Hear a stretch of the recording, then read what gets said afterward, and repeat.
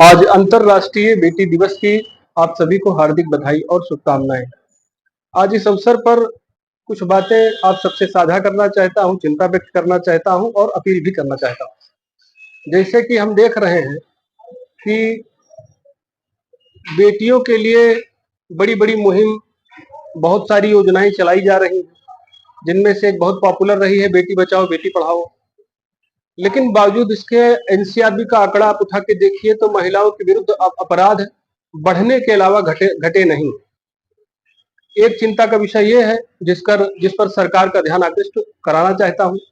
दूसरी चिंता का विषय ये है कि बेटा हो या बेटी हो, आज के परिवेश में स्वतंत्रता के नाम पर जो स्वच्छंद आचरण हो रहा है वो अपने आप में एक चिंता का विषय है। जैसे नवरात्रि का समय चल रहा है, इसमें एक पारंपरिक भारतीय लोक नृत्य होता है गरबा डांस।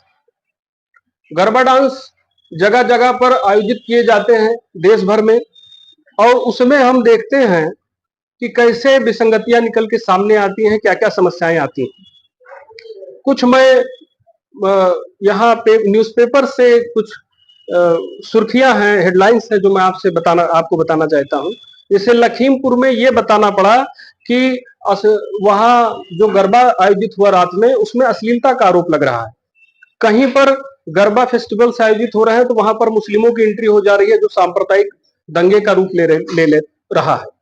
फिर कहीं पर ये देखा जा रहा है कि लोग गरबा डांस करते करते फिल्मी डांस का रूप ले रहा है, अभी तो पार्टी शुरू हुई है, इस तरह से वो जो पारंपरिक लोक नृत्य मातृशक्ति की आराधना के लिए किया जाता रहा है, वो कैसे अश्लील हो गया। वहां कैसे अभद्र अमर्यादित व्यवहार लोग करने लगे। विशेषकर इसमें लड़कियों की गलतियां सामने आ रही हैं। फिर गलती चाहे लड़का पक्ष की हो लड़की की हो, लेकिन जो भी हो रहा है वो गरबा इवेंट्स ऑर्गेनाइजर्स हैं, कहीं वो गलत है, कहीं जो पार्टिसिपेंट्स हैं जो उसमें पार्टिसिपेट कर रहे हैं वो गलत है। फिर और व्यापक तौर पर इसका चिंतन करेंगे कि ये जो लोग समाज में इस तरह से व्यवहार कर रहे हैं, ये लोग जन्म से कोई व्यक्ति अच्छा या बुरा नहीं होता है।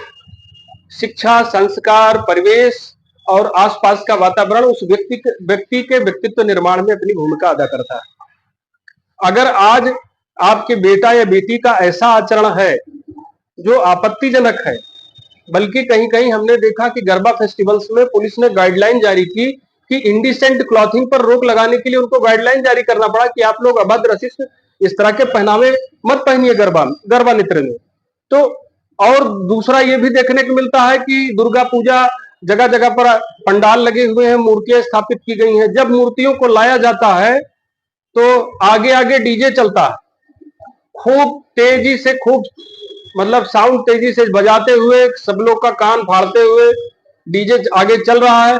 उसी में पीछे भीड़ में तमाम लोग ऐसे भी हैं जो नशे में धुत होकर के नृत्य कर रहे हैं।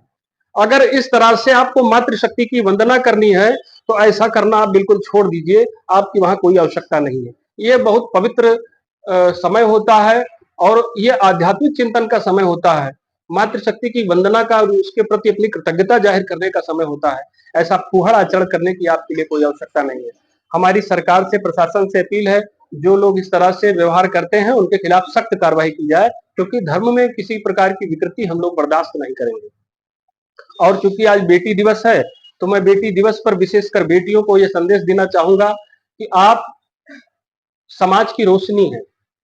जब एक बेटी शिक्षित होती है तो पूरा परिवार शिक्षित हो जाता है। बेटियां परिवार की धुरी होती हैं, उनके कंधों पर जिम्मेदारियां बड़ी होती हैं, तो उनके द्वारा उठाया हुआ कोई भी गलत कदम परिवार की मान प्रतिष्ठा सबको धूमिल कर देता है। और अभिभावकों से अपील करना चाहूंगा कि अपने बेटा बेटियों को ऐसे संस्कार दीजिए कि वो अच्छे नागरिक बने, क्योंकि ये जो समाज है ये हम सबसे मिलकर के बना। अगर हम अपनी शिक्षा दीक्षा सुधारेंगे, अपने संस्कार सुधारेंगे तो निसंदेह समाज व्यवस्थित होगा, बेहतर होगा। धन्यवाद।